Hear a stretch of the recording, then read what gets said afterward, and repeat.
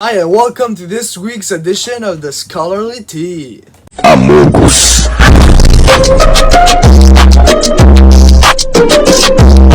We start today with a very traumatic event here at the Académie Saint Louis, you likely remember. It was a warm summer day here at the ISL when the students of class 404 almost simultaneously screamed, "Ah! It's a lion!"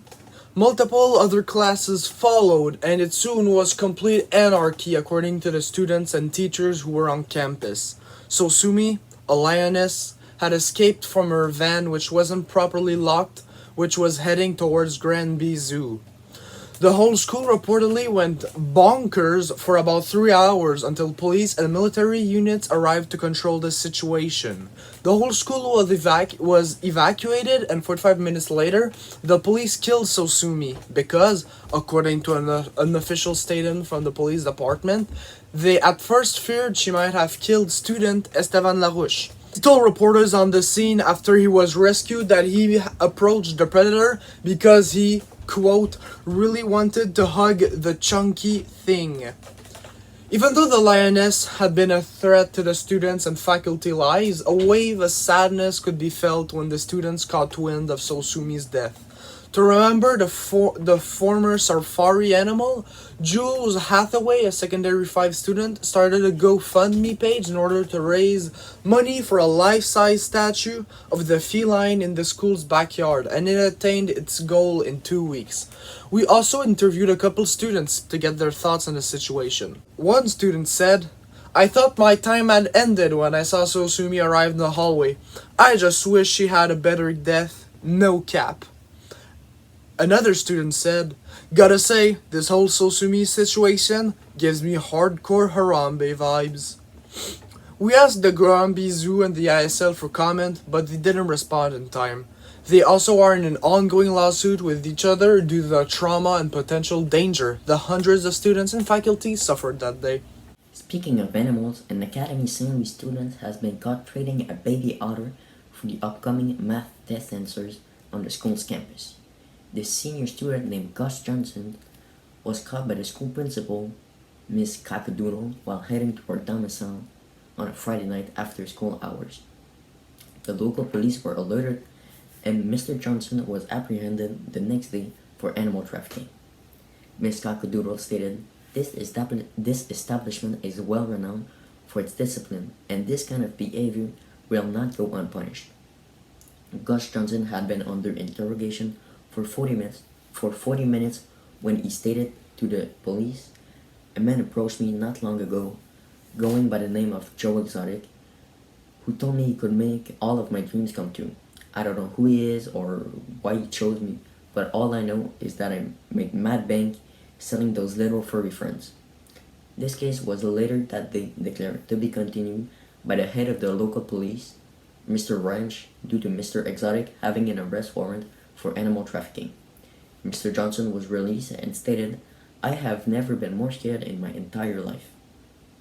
The baby otter was immediately seized as evidence for the ongoing investigation and was then brought to a rescue shelter to be further examined. Also, Ms. Cackadoodles announced that both the buyer and the seller have been given 2 weeks suspension and will have a permanent mark written in their school record about being charged in an ongoing investigation. Continuing on really weird crimes, on the night of June 2nd, the Academy Saint Louis was victim of a break-in by 2 seemingly hungry students looking for the finest jello in the cafeteria.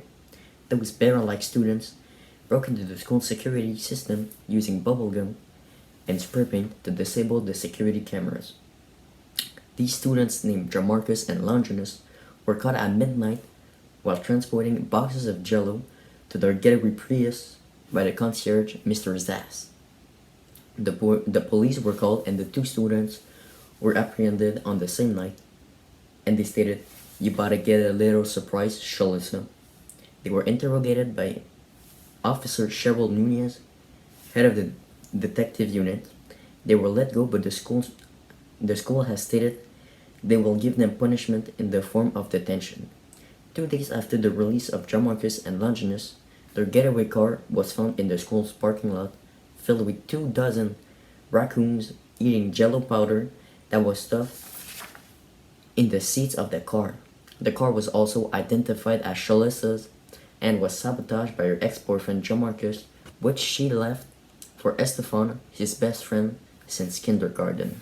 We now transition to the hottest goss and drama of the week. Lately, there has been devastating drama swirling around school circles on social media. 10th grade student Ksenia Lissandra and her boyfriend influencer Abbas Haino have been cancelled by 11th grade student Helen Irina. Helen reportedly posted, "Tweens want to get married but can't even agree on their couple's Insta's account name should be, but they won't stop saying they're the perfect couple on their Insta. Fakest couple ever." The backlash has reportedly been one-sided, with a vast majority of people agreeing that Ksenia and Abbas are setting unrealistic standards for relationships. Their new post about their weekend walk at the pier on their still unnamed couple's Instagram account has been met with backlash. Here are a couple examples. Meg Robb said, "Clout chasers, ghost emoji, ghost emoji." Insta Jackie 04 said, "Get ratioed, clown emoji, clown emoji, clown emoji." Since Helen's first post, she has gotten 2,000 more followers, but has also been swatted twice, most likely by Abbas's huge following, according to her Instagram.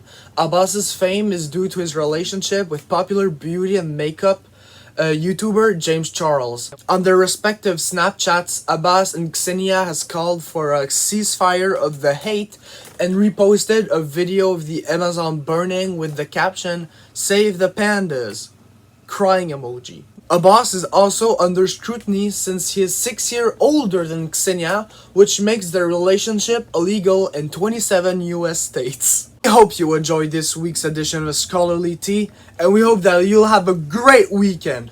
See you next week.